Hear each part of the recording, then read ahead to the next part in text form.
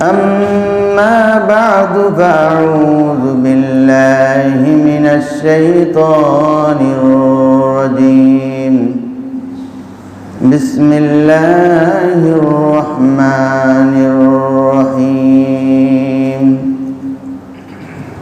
إن الله اشترى من المؤمنين أنفسهم وأموالهم بأن لهم الجنة يقاتلون في سبيل الله فيقتلون ويقتلون وعدا عليه حقا في التوراة والإنجيل والقرآن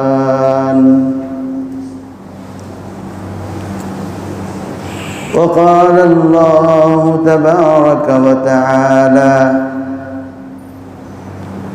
وكذلك نولي بعض الظالمين بعضا بما كانوا يكسبون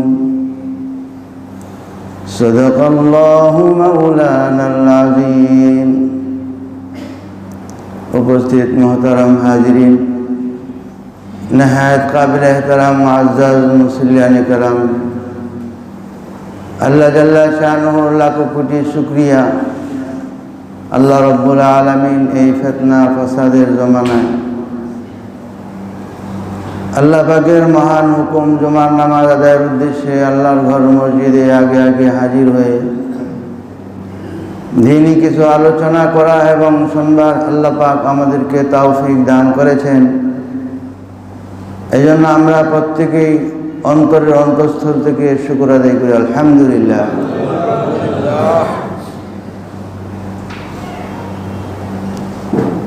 আজকে গোটা মুসলিম উম্মাহ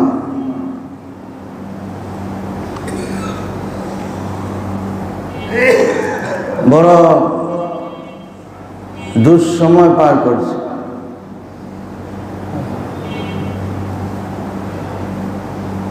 উম্মতে মুসলিমার এই ক্রান্তি লগ্নে আজকে মুসলমান নির্যাতিত, নিপীড়িত, ইসলামের যারা শত্রু তাদের পক্ষ থেকে বিভিন্নভাবে আক্রান্ত। আজকে মুসলমানের জান মালের সুরক্ষা এবং বিভিন্ন চক্রান্তের তারা শিকার। এই মুসলিম উম্মার এই কাফের ইহুদ খ্রিস্টানদের চক্রান্ত থেকে উত্তরণের জন্য আল্লাহ রাব্বুল আলামিন হযরত মুহাম্মদুর রাসূলুল্লাহ সাল্লাল্লাহু আলাইহি ওয়াসাল্লামের যে নীতি এবং আদর্শ আমাদেরকে দান করেছেন, সেই নীতি এবং আদর্শের পথ থেকে আমরা দূরে থাকার কারণে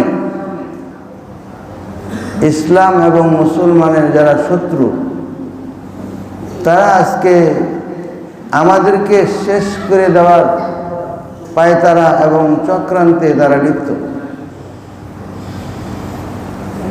এই জন্য গোটা মুসলিম উম্মাকে এক কাতারে শামিল হয়ে এক জবানে এক আল্লাহকে স্বীকার করে ঐক্যের একটা ভিতকে গড়ে তুলতে হবে। যতদিন পর্যন্ত মুসলিম উম্মার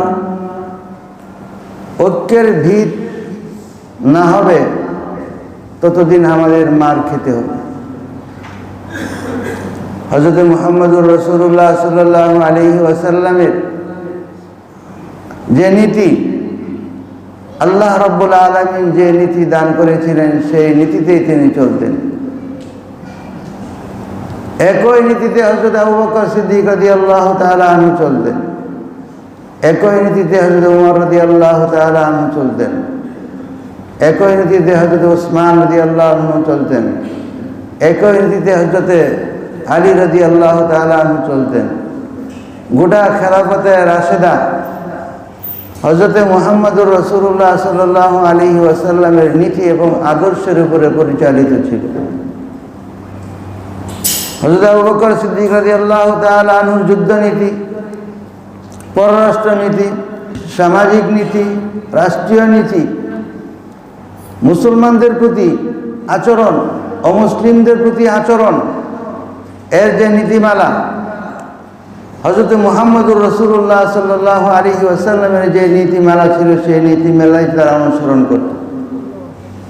হযরত আবু বকর সিদ্দিক রাদিয়াল্লাহু তাআলা আনহু দেখা গেছে যে বিভিন্ন অভিযানে যখন শত্রুদের সাথে মোকাবেলা করতে হয়েছে, তখন হযরত আবু বকর সিদ্দিক রাদিয়াল্লাহু আনহু স্বয়ং সেনাপতিকে আলাদা নির্দেশ দিয়েছেন যে কোনো মুসলিম বাহিনী কর্তৃক যেন কোনো শিশুর উপরে আক্রমণ না হয়, কোনো মুসলিম বাহিনী কর্তৃক যেন কোনো নারীর উপরে আক্রমণ না হয়, কোনো মুসলিম বাহিনী কর্তৃক যেন কোনো বৃদ্ধ বৃদ্ধা তাদের উপরে আক্রমণ না হয়, কোনো মুসলিম বাহিনী কর্তৃক যেন কোনো অসহায় অসুস্থ রোগীর উপরে যেন কোনো আক্রমণ না হয়। আমরা সকলেই হযরত আবু বকর সিদ্দিক রাদিয়াল্লাহু তাআলা আনহুর উত্তরসূরি, আমরা উমরের উত্তরসূরি, আমরা উসমান রাদিয়াল্লাহু আনহুর উত্তরসূরি, মহাবীর খালেদের উত্তরসূরি। আজকে আমাদের নীতি এবং আদর্শ হবে খোলাফায়ে রাশিদিনের আদর্শ। তাদের পথে আমরা চলব, তাদের অনুসরণ এবং অনুকরণে আমাদের জীবন পরিচালিত হবে।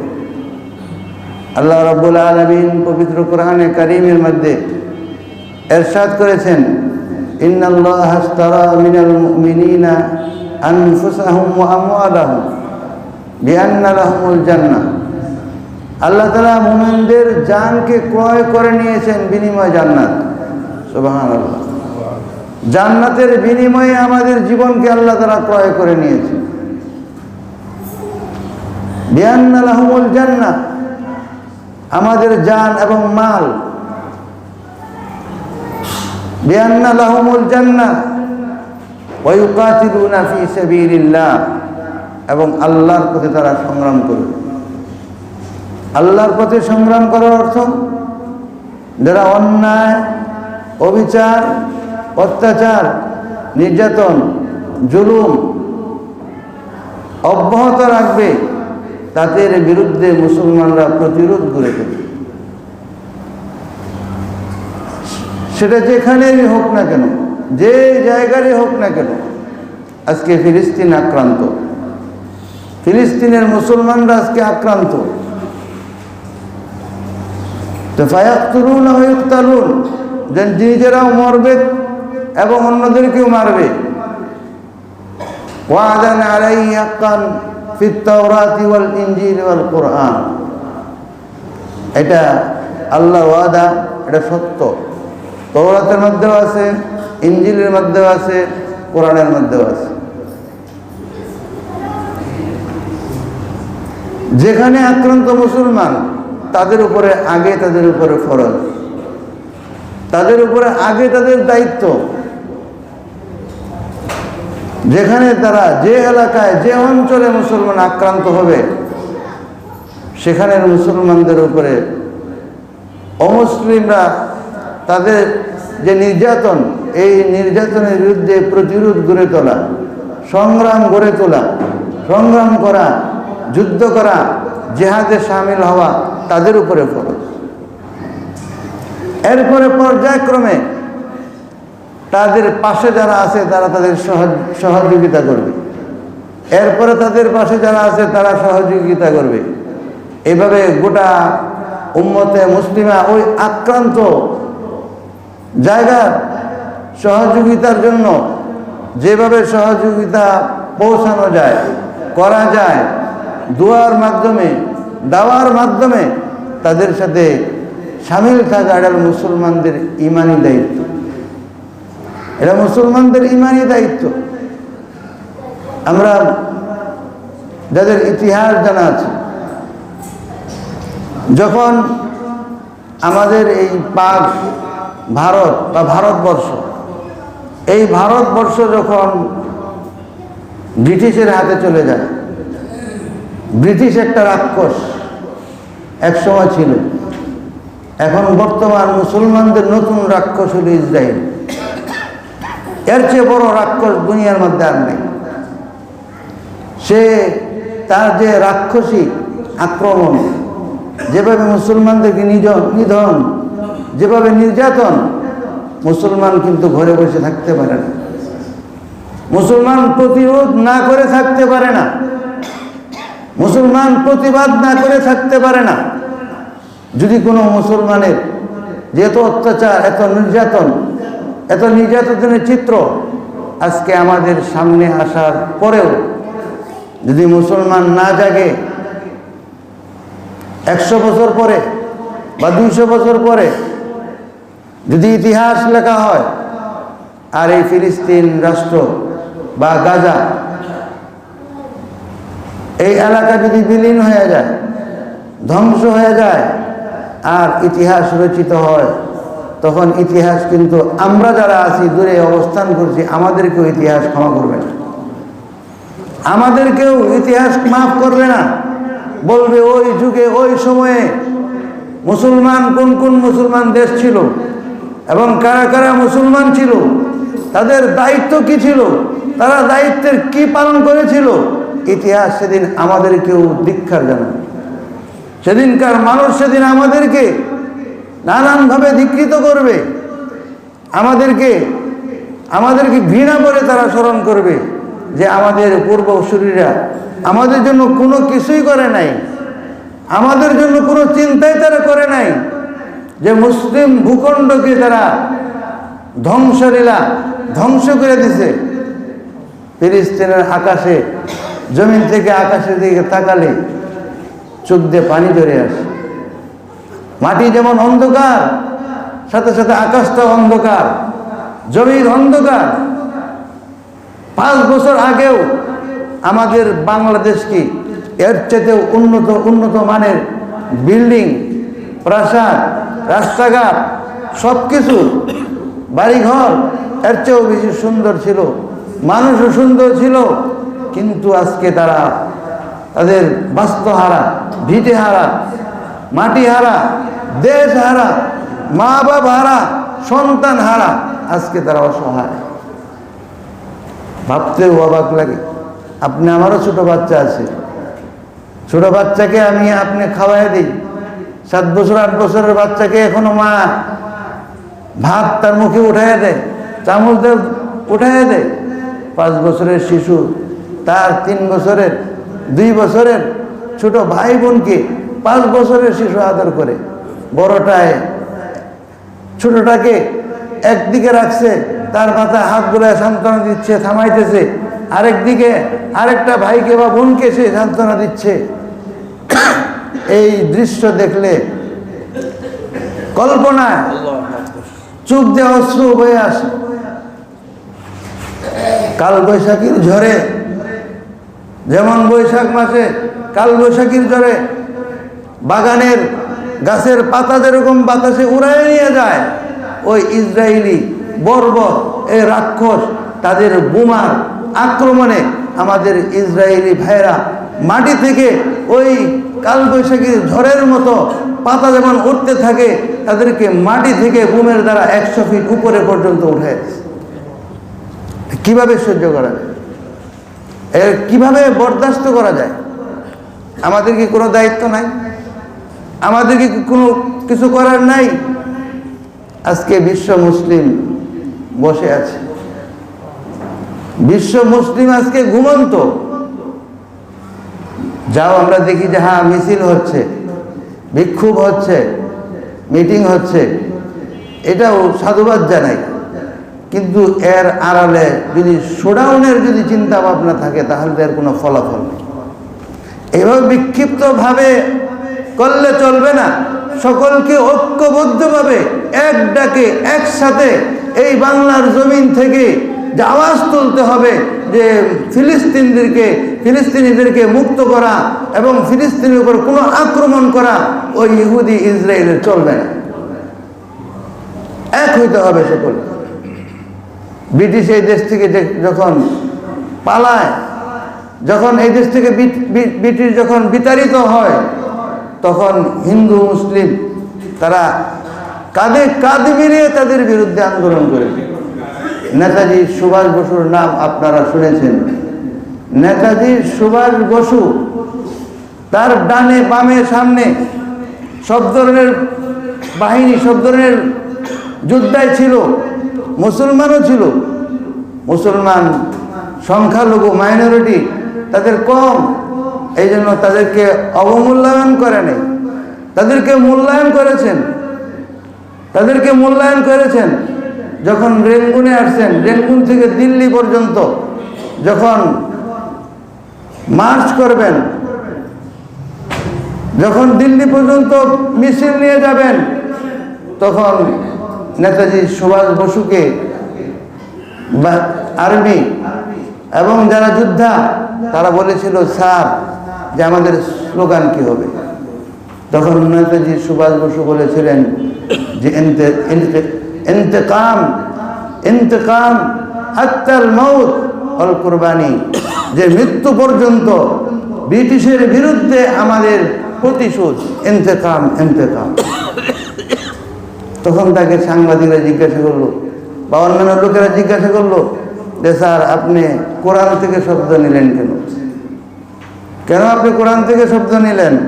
আপনার সামনে গীতা ছিল, বাইবেল ছিল, আরো বিভিন্ন গ্রন্থ ছিল, ওইগুলো ইঞ্জিল ছিল, আপনি সেখান থেকেও তো নিতে পারতেন, কিন্তু কোরআন থেকে আপনি শব্দ চয়ন করলেন কেন? স্লোগান কোরআনের বাণী কেন হলো? বলল, দেখো আমার ডানে হাবিবুর রহমান নামে যে সংখ্যালঘু মুসলিম সে দাঁড়ায় আছে, তাদের মনকে আরো বলিয়ান করার জন্য, সাহসী করার জন্য আমি কোরআন থেকে এই শব্দ স্লোগান হিসাবে চয়ন করি। আপনারা হয়তো ইতিহাস যারা জানেন আরো জেনে থাকবেন যে এই দেশে হিন্দু মুসলিম একসাথে কাঁধে কাঁধ মিলিয়ে ব্রিটিশকে এই দেশ থেকে বিতাড়িত করে। 1947 সন যখন স্বাধীনতার পতাকা দিল্লির লাল কিল্লা ময়দানে নেহেরু গান্ধী যখন পতাকা উত্তোলন করে, তখন ওই পতাকাকে যে বেঁধে হাতে তুলে দেয় নেওয়াজ মাহমুদ, নেওয়াজ খান, সে নেহেরু গান্ধীর হাতে ওই স্বাধীনতার পতাকাকে তুলে দেয়। একদিকে নেহেরু হিন্দু, আরেকদিকে যে পতাকা তুলে দিচ্ছে বাহিনীর একজন যোদ্ধা, সে হলো একজন মুসলিম। মুসলমান এবং হিন্দু কাঁধে কাঁধ মিলিয়ে ব্রিটিশকে এই দেশ থেকে পালাতে বাধ্য করে। কারণ ব্রিটিশ সারা দুনিয়াকে সে কলোনিতে সে পরিণত করেছিল, সারা দুনিয়াকে তারা শোষণ করেছে। ওই ব্রিটিশ ওই গাজা, ওই ফিলিস্তিনের উপরও সে শোষণ করেছে। বাদশাহ ফয়সাল রাহিমাহুল্লাহ, আল্লাহ তাকে বেহেশত নসিব করুক, দয়া করুক, সে তখন সিদ্ধান্ত নিল আমার আরবের তেল মাগরিবি মামালিক অর্থাৎ পাশ্চাত্যের দেশগুলোতে আমার আরবের তেল যাবে না। তেলকে বন্ধ করে দিল বাদশাহ ফয়সাল। তেল বন্ধ করে দেওয়া মানে তাদের দম বন্ধ করে দেওয়া, তেল বন্ধ করে দেওয়া মানে তাদের দম বন্ধ করে দেওয়া। এত বড় সম্পদ মুসলমানের হাতে আল্লাহ তাআলা দিয়েছেন, আল্লাহর এত বড় নিয়ামত আমাদের হাতে আছে, তারা একটা বিমান উড়াতে পারবে না যদি আমরা আমাদের তেলকে বন্ধ করে দিই। যদি মুসলমান ঐক্যবদ্ধ থাকে, তখন আমেরিকা ওই আমাদের দেশের ছিনতাইকারীর ভূমিকা, আমেরিকা একটা ছিনতাইকারীর ভূমিকা নিয়েছে। ছিনতাই করতে যায় যখন ধরা পড়ে, আর এক ছিনতাইকারী তারা উদ্ধার করে, সেও 2-4টা কিল ঘুষি মারে, এই তুমি চুরি করছো, অপরাধ করছো, অন্যায় করছো, আরও কিছু শব্দ ব্যবহার করে, ওই ব্যবহার করে তাকে মারধর করে সেখান থেকে মুক্ত করে ছেড়ে দেয়। তাই আমেরিকা ওই ছিনতাইকারীর বেশে গাজা ফিলিস্তিনের একটা এরিয়া করে দিল, যে এবং তাদের মুসলমানদের সাথে একটা চুক্তি করলো যে এই এরিয়া এটুকু থাকবে ইসরায়েলের, আর এটুকু থাকবে গাজা, এতটুকু ফিলিস্তিন ভূখণ্ড। এভাবে যুদ্ধকে সে থামায়। কিন্তু তাদের যে সন্ধি, তাদের যে চুক্তি, তাদের যে প্রতিশ্রুতি, সেটা কিন্তু আড়ালে থেকেই যায়। মুসলিমকে নিধন করা তাদের যে চক্রান্ত, সেই চক্রান্ত থেকেই যায়, শেষ হয় না। এরা আমাদেরকে বাহ্যিকভাবে আমাদের সাথে বন্ধুত্ব দেখায়। আপনি দুইটা ইসরায়েলিকে মারেন, তখন আমেরিকা ঘোষণা দেয় যে এখানে যে মানবতা বিরোধী কাজ হচ্ছে, অমানবিক, মানবতা লঙ্ঘন করা হচ্ছে। কিন্তু শত শত মুসলমানকে যদি হত্যা করা হয়, আমেরিকা কিন্তু এই ঘোষণা দেয় না। আমেরিকা কিন্তু সেই দিকে তখন তারা আগায় না। তা আমাদের কি করতে হবে? ঐক্যবদ্ধভাবে আমাদের সংগ্রামে নামতে হবে, আমাদের স্লোগান এক হইতে হবে। আমাদের এখানে কিছুই করার নাই। এখান থেকে ইসরায়েলের যারা সহযোগিতা করতে পারে, কোনো রাস্তা থাকে সহযোগিতা করবে। আর সবচেয়ে বড় সহযোগিতা এইভাবে বিক্ষিপ্তভাবে নয়, বরং দল মত বর্ণ নির্বিশেষে ঐক্যবদ্ধভাবে এমন একটা বিক্ষোভ দেখা দিতে হবে সারা বিশ্বকে, যে ইসরায়েলের পক্ষে কেউ নাই, ইসরায়েলের এই নৃশংসতাকে কেউ বরদাস্ত করে না, সহ্য করে না। সুতরাং তাদের বিরুদ্ধে বিক্ষোভের জন্য যে ডাক, এ ডাক আমাদেরকে দিতে হবে এবং আমাদের শরীক হতে হবে এবং সামর্থ্য অনুযায়ী অংশগ্রহণ করতে হবে। তাহলে বোঝা যাবে আমি একজন মুসলিম। যতটুকু আমরা জানি, আমার চাইতে ভালো জানেন যে 10 তারিখ অর্থাৎ শনিবার, যে সারা বাংলাদেশে দল মত নির্বিশেষে ইসরায়েলের ওই রাক্ষস ইসরায়েলের বর্বরতার বিরুদ্ধে বিক্ষোভ অনুষ্ঠিত হবে ওই সরওয়ার্দী উদ্যানে। ইনশাল্লাহ সাধ্যমতো চেষ্টা করব আমরা, ইনশাল্লাহ আমরা শরীক হব, আমরাও সেখানে অংশীদার হতে চাই, আমরাও অংশগ্রহণ করতে চাই। কারণ আজকে কাউকে দিয়ে হলেও আল্লাহ প্রতিহত করবেন। হিটলার জার্মানির, সে যদিও ধিকৃত, তার অত্যাচারকে আমরা সমর্থন করি না, কিন্তু সে যে কাজ করছে, যে কাজ সে করে গেছে, এটাকে জাতির স্মরণ রাখতে হবে, এটাকে স্মরণ করতে হবে। আল্লাহ তাআলা কোরআন শরীফের মধ্যে বলছেন, ওয়াকাযালিকা নুওয়াল্লি বা'দাল যালিমিনা বা'দান বিমা কানু ইয়াকসিবুন। আল্লাহ কত জালেমকে জালেমের দ্বারা প্রতিহত করে, কত জালেমকে জালেমের দ্বারা প্রতিহত করেন। ওই ব্রিটিশ যখন সারা দুনিয়াকে চষা আরম্ভ করছে, তখন হিটলারকে আল্লাহ তাদের বিরুদ্ধে লাগাই দিছে। ঠিক এই ইহুদিদেরকে শেষ করে ছাড়ছে, তাদেরকে কিন্তু কেউ আশ্রয় দেয় নাই। সহজ সরল মুসলমান ফিলিস্তিনি দেখে যেদের কাপড় নাই, উলঙ্গ, উপরে কোনো মতে তাদের শরীর ঢাকে এরকম একটা শার্ট বা পাঞ্জাবি এরকম পরা, এই অবস্থায় তাদেরকে সেখানে আশ্রয় দিয়েছে। যাদেরকে আশ্রয় দিয়েছিলাম তারাই আজকে আমাদের কাল হয়ে দাঁড়াইছে, তারাই আজকে আমাদের গাজাকে শেষ করে দিয়েছে। গাজাতে কিছুই নাই, শেষ হয়ে গেছে। আজকে আমাদের মা বোনের উপর হাজারি করতেছে, কাঁদতেছে। কেন?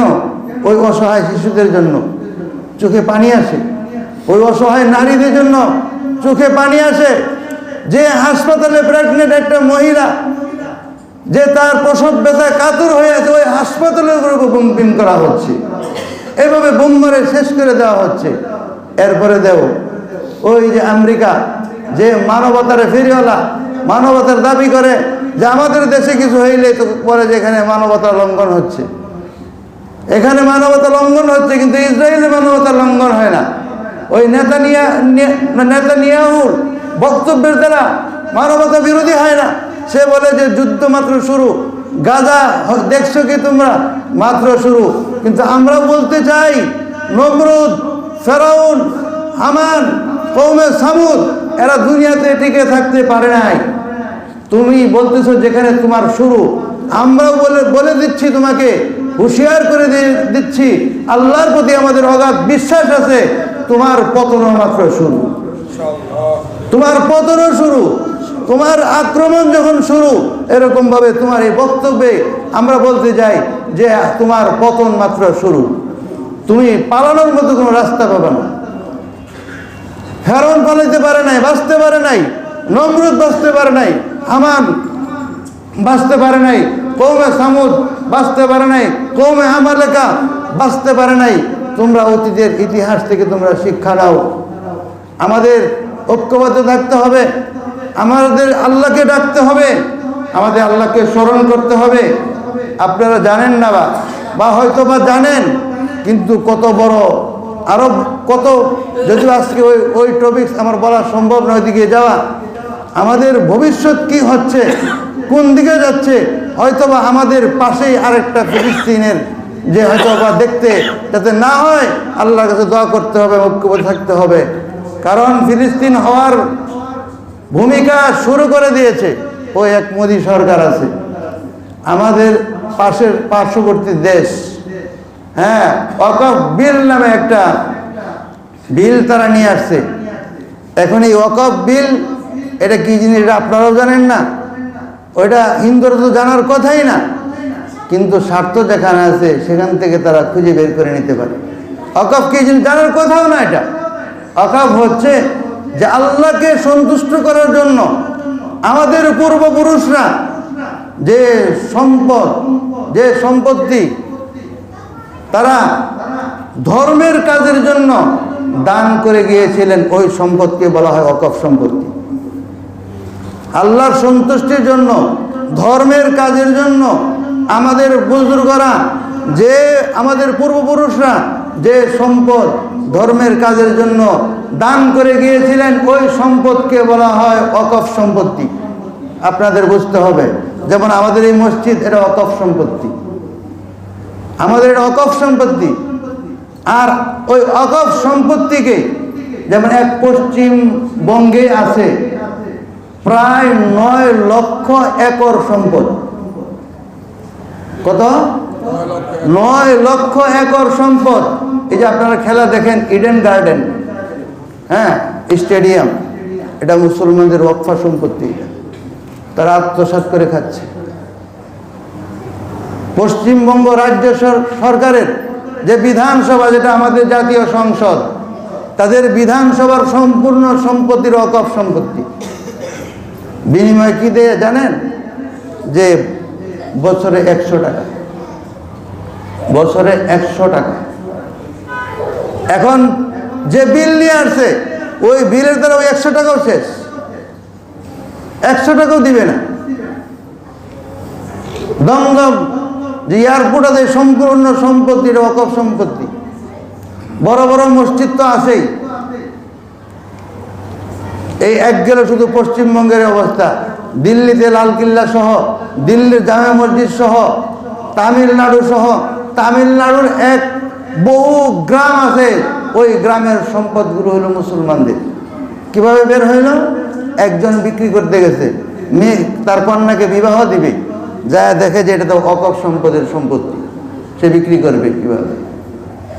এইভাবে মুসলমানদের সম্পদগুলোকে সর্বমোট প্রায় 48 লক্ষ একর সম্পদ এই ওয়াকফ সম্পত্তির অন্তর্ভুক্ত।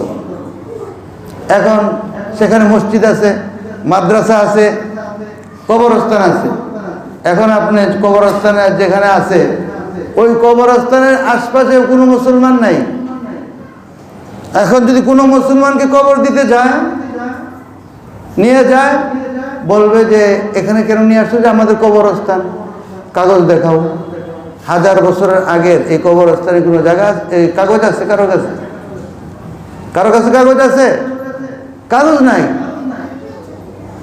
এবং শুধু তাই না, ডিসি হবে প্রধান, এবং অকপ সম্পত্তির রাজ্যে যে কমিটি হবে, এই কমিটির 11 জন সদস্য হবে। 11 জন সদস্যের 7 জন হবে হিন্দু, 4 জন মুসলমান, মেজরিটি হিন্দু, সম্পদ মুসলমানের। এখন সেখানে মেজরিটি যাদের যা হয়, তারা যে সিদ্ধান্ত নেয় যে এই কবরস্থানের প্রয়োজন নেই, তা কি হবে? এটা বাদ। এই মসজিদটার প্রয়োজন নাই, বুলডোজার লাগাও। ওই দিল্লির জামে মসজিদের প্রয়োজন নাই, এই এত বড় ময়দানের দরকার নাই, যে মাত্র 4 কাতারের যে মসজিদ আর 10,000 15,000 লোকের যে ময়দান, এই ময়দানের কোনো প্রয়োজন নাই। ওখানে তো 5 জায়গায় নামাজই তো 4 কাতার পড়ে না, ওটা দর্শনার্থীর জন্য, এটুকু থাকলো, বাকিটা বুলডোজারটা ঘুরাই দাও। তাহলে কি হবে? আরেকটা ফিলিস্তিন আমাদের পাশেই কিন্তু জেগে উঠছে।